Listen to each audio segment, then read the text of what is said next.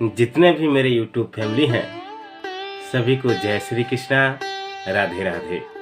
दोस्तों, तहे दिल से स्वागत है आप लोगों को फिर से एक नए मोरल स्टोरी कहानी पर। आप लोगों को पता ही है दोस्तों कि मैं हर दिन पुरानी से रिलेटेड मोरल स्टोरी कहानी आप लोगों के बीच लाता रहता हूं और आज भी बहुत ही मज़ेदार कहानी लेकर के आया हूं। आज का कहानी है दोस्तों, भगवान श्री राम ने लंका का चढ़ाई किस तरह से किया था और बाली के पुत्र अंगद को भगवान श्री राम ने शांति दूत बना करके रावण के पास भेजा था। तो चलिए दोस्तों, इस कहानी को चर्चा करते हैं। कहानी को स्टार्ट करने से पहले आप लोगों से हाथ जोड़ करके विनती करता हूं कि मेरे इस कहानी को अंत तक जरूर सुनें और इस गरीब भाई को ज़्यादा से ज़्यादा सपोर्ट करें, अपना प्यार दुलार देते रहें। चलिए दोस्तों, देर किस बात की, जल्दी से कहानी को स्टार्ट करते हैं।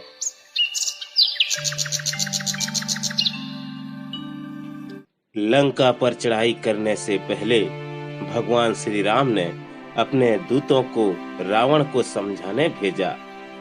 जब सभी उपाय विफल हो गए तब श्री राम ने वानर सेनापति अंगद को रावण के दरबार में भेजा। दोस्तों, अंगद वीर बाली के पुत्र थे, अतः उनके पराक्रम और बल की चर्चा पूरे देव दानव लोक में थी। अंगद रावण की सभा में पहुंचे और गरजते हुए बोले, लंका नरेश रावण, मैं श्री राम का दूत बन करके आया हूँ। भगवान श्री राम ने संदेश दिया है कि यदि तुम माता सीता को सम्मान पूर्वक लौटा दोगे तो तुम्हें समस्त अपराध क्षमा कर दिए जाएंगे, अन्यथा तुम्हारे विनाश का समय आ चुका है। रावण हंसने लगा और बोला, दोस्तों, हे वानर, तुम्हारे राम में इतनी शक्ति नहीं कि वे मुझसे युद्ध कर सके। तुम व्यर्थ ही मृत्यु को आमंत्रण दे रहे हो।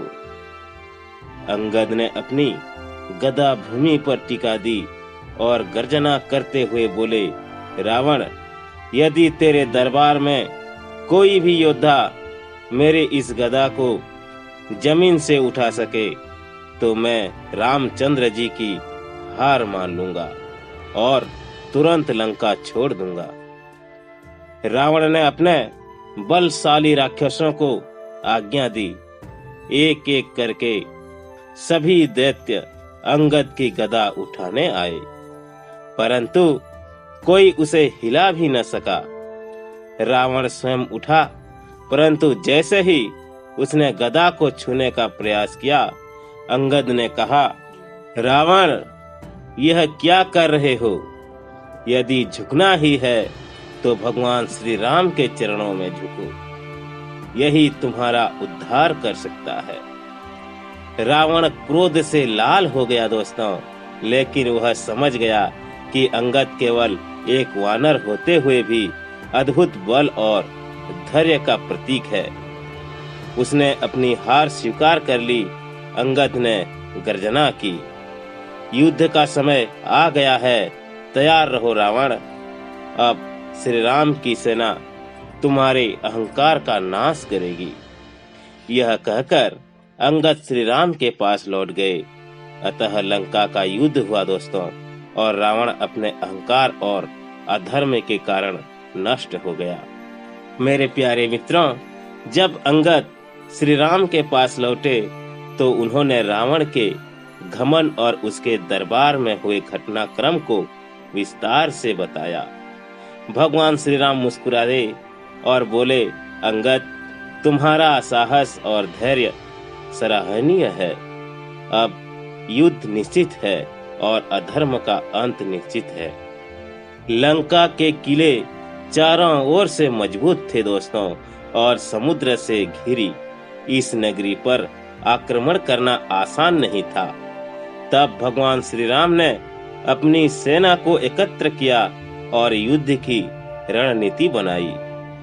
विभीषण, जो पहले ही रावण को छोड़कर भगवान श्री राम के शरण में आ चुके थे। उन्होंने लंका के रहस्यों के बारे में बताया। हनुमान, नल, नील और जामवंत ने मार्गदर्शन में वानरों ने आक्रमण की योजना बनाई। अंगद और हनुमान को सेना की अगली पंक्ति में रखा गया। दोस्तों, अगले दिन युद्ध का बिगुल बजा। दोनों ओर से भयंकर युद्ध प्रारंभ हो गया।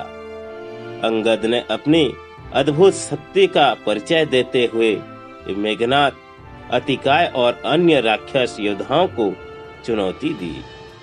मेघनाथ ने अपने मायावी अस्त्रों से आक्रमण किया, लेकिन अंगद ने अपनी तीव्र गति से उन्हें निष्फल कर दिया।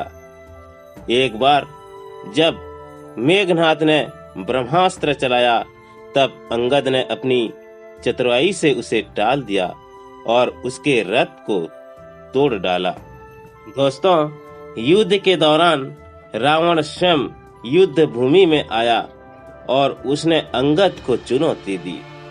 अरे वानर, तेरा इतना साहस कि मेरे विरुद्ध खड़ा हो रहा है, आज मैं तुझे समाप्त कर दूंगा। अंगद मुस्कुराए और बोले, दोस्तों, रावण, मैंने पहले ही कहा था, तेरे अहंकार का नाश निश्चित है। अब देख, मेरी पराजय तेरे सामने खड़ी है। रावण ने अपना विशाल गदा उठाकर अंगद पर आक्रमण किया, लेकिन अंगद ने अपने तीव्र वेग से वार को विफल कर दिया और रावण के रथ को एक ही प्रहार से ध्वस्त कर दिया। मित्रों, रावण को समझ आ गया दोस्तों कि यह युद्ध आसान नहीं होगा। वह क्रोधित होकर वापिस अपनी सेना के बीच चला गया।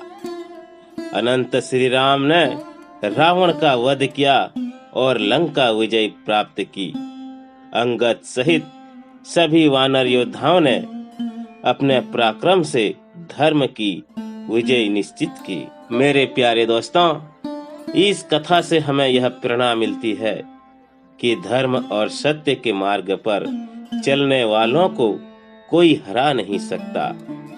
आत्मविश्वास, साहस और दृढ़ संकल्प से असंभव भी संभव हो जाता है। दोस्तों, अगर आपको यह कहानी पसंद आई हो तो इसे अपने दोस्तों के साथ, अपने परिवार के साथ ज्यादा से ज्यादा साझा करें। और जितने भी मेरे माताएं, मेरे बहनें, मेरे भाई पहली बार आए हैं मेरे चैनल में, अभी तक मेरे चैनल को सब्सक्राइब नहीं किए हैं, तो कृपया उनसे हाथ जोड़ करके विनती करता हूं कि मेरे चैनल को सब्सक्राइब जरूर करें और कमेंट बॉक्स में जय श्री राम जरूर लिखें। तो चलिए दोस्तों, आज की कहानी में इतना ही। मिलेंगे एक नए मजेदार मोरल स्टोरी कहानी पर। तब तक के लिए जय हिंद, जय भारत, वंदे मातरम।